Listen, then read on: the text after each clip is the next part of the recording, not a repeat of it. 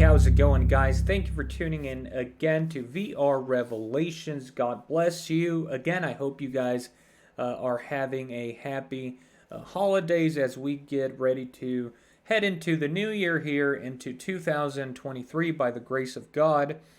And yes, things continue to boil on the international stage.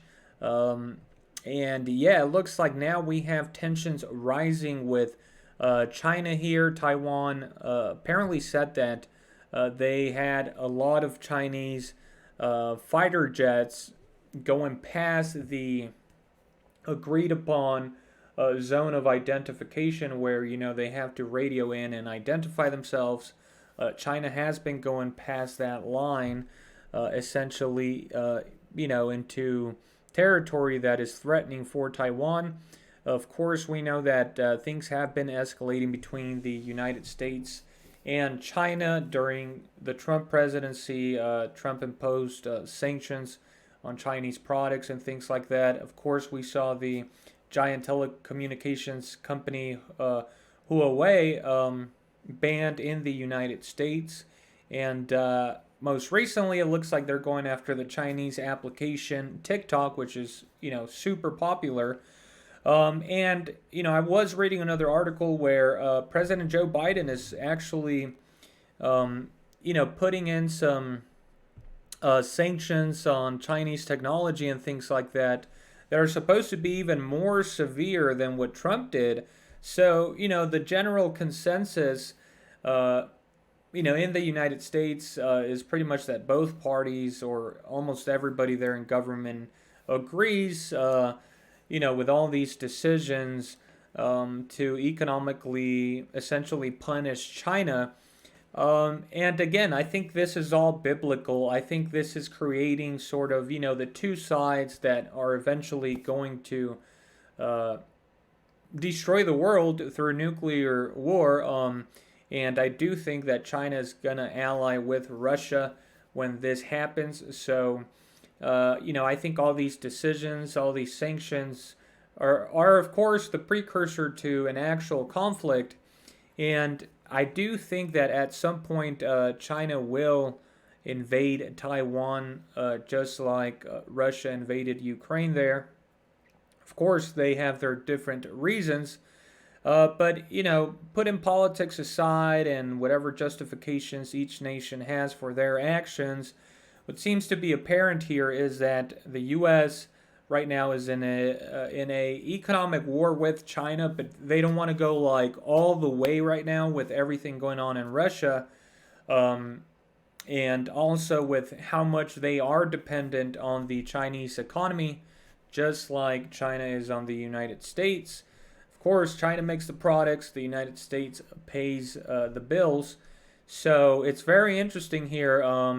And I think the more things escalate economically between these countries, the more that the global economy is going to suffer. And again, I think this is all happening for a reason. I think it's going to accelerate, in a world economic collapse. And then I think that's when the New World Order is going to be born, headed by the United States. And then it'll sort of create this this lock around the world where you'll have the New World Order and that economy, and then you'll have the nations that are excluded, like Russia and China. And then eventually, I think it will lead to, a world-ending event here. So this is all just leading up to that, in my opinion. But anyways, let's go ahead and take a look at this article here by the BBC News. So it says China has staged one of its biggest incursions in the seas and skies around Taiwan, the island's government says. It said that 71 Chinese Air Force planes, including fighter jets and drones, had entered Taiwan's so-called air defense identification zone. So I actually have a map here that we can take a look at. This is just from a simple Google search. You can see this is all of China here. Of course, China is a huge country. Over here you have Korea, South Korea, North Korea.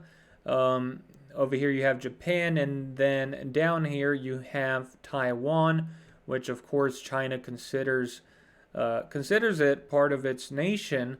And here's the apparent identification zone that they agreed upon. So anytime you have an airplane, a Taiwanese airplane or aircraft or boat or whatever cross that line, they have to identify themselves, or they have to, warn China that they are going to enter that, and they have to give, reasons.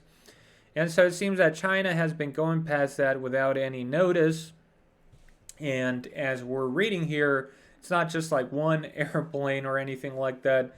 It was apparently 71 Air Force planes. So, you can just imagine, the message that's sort of sending, going past this line without identifying themselves or anything. But let's go ahead and keep reading here. It says China has staged one of the biggest incursions in the seas and skies around Taiwan, the island's government said. It said that 71 Chinese Air Force planes, including fighter jets and drones, had entered Taiwan's so-called air defense identification zone. The U.S. said China's military activity was destabilizing and undermined regional peace and stability. Taiwan is self-ruled, but China sees it as a breakaway province with which it will eventually reunite. Of course, these Western news media sources always, leave out details. Of course, there's a history there. The United States, for a while and up until now, still recognizes the One China policy, which essentially states that, Taiwan is part of China and they are one China. And so the United States deals diplomatically with Beijing and not with Taiwan. But again, let's not get into the politics and who's right and all of this. This is essentially is a fight for power and influence, and it's not in the best interest for the United States that Taiwan pretty much bows to China. For many years now, the United States has been supporting Taiwan, and so they're just not going to give up their influence there. So that's why I think it's going to lead to a similar scenario like we're seeing in Ukraine right now. But it goes on here. Tensions between the two sides have steadily increased in recent months.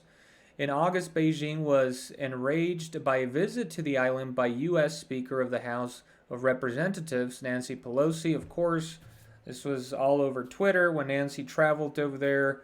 People thought the plane was going to get shot down by the Chinese missiles. The Chinese were warning and threatening of severe consequences. But credit to Pelosi, she had the guts to still fly over there, and she did, and she came back safely. But I'm sure China, still has that fresh on their minds.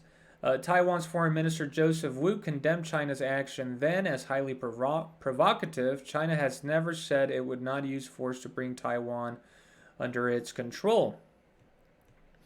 China said it had conducted strike drills around Taiwan on Sunday in response to what it said was provocation from the island and the U.S.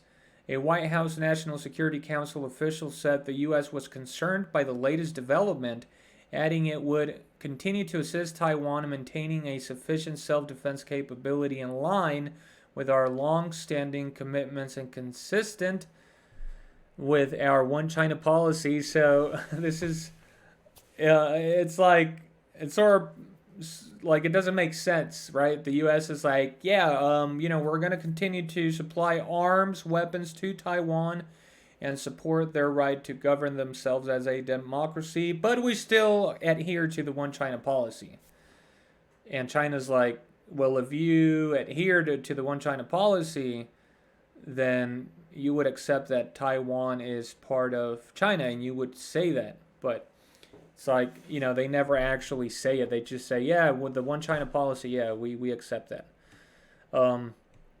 Again, the U.S. has been selling weapons to Taiwan. So you can call it business, but really, they are arming Taiwan. And this is again, it's the same situation that happened in Ukraine. The United States is arming this nation close to China, and at some point, China is going to find it necessary to make a move before Taiwan grows too strong, or before the U.S. possibly tries to uh, install nuclear weapons there in Taiwan.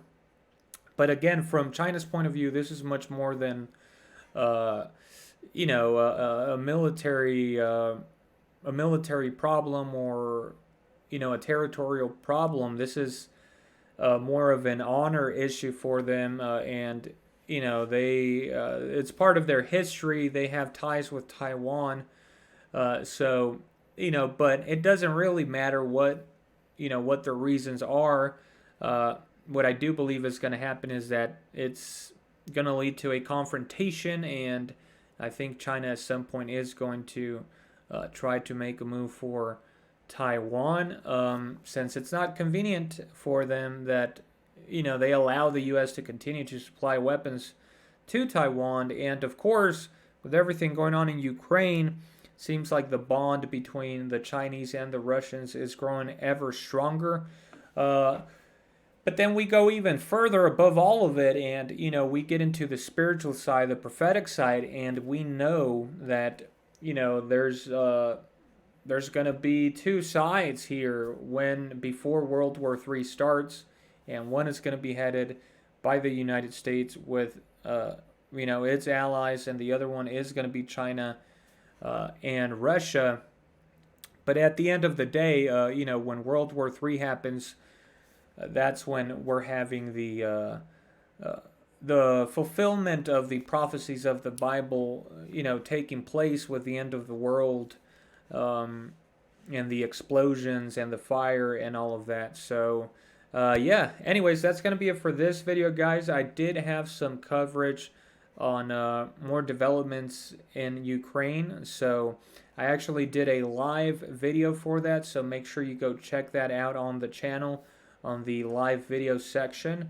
And yeah, I will be updating or making more videos about what's going on in Russia and everything that is taking place around the world.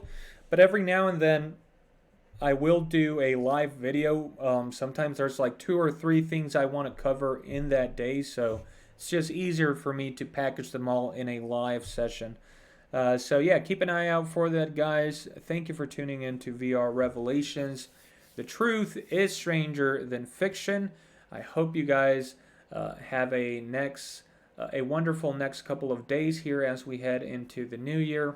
Make sure you give God thanks for everything you have, and you make sure you ask for strength and for revelation so that you can be aware of what is taking place. Make sure you deposit your faith and your hope in God and in His Word, who I believe is able to save you. Anyways, that's going to be it. God bless.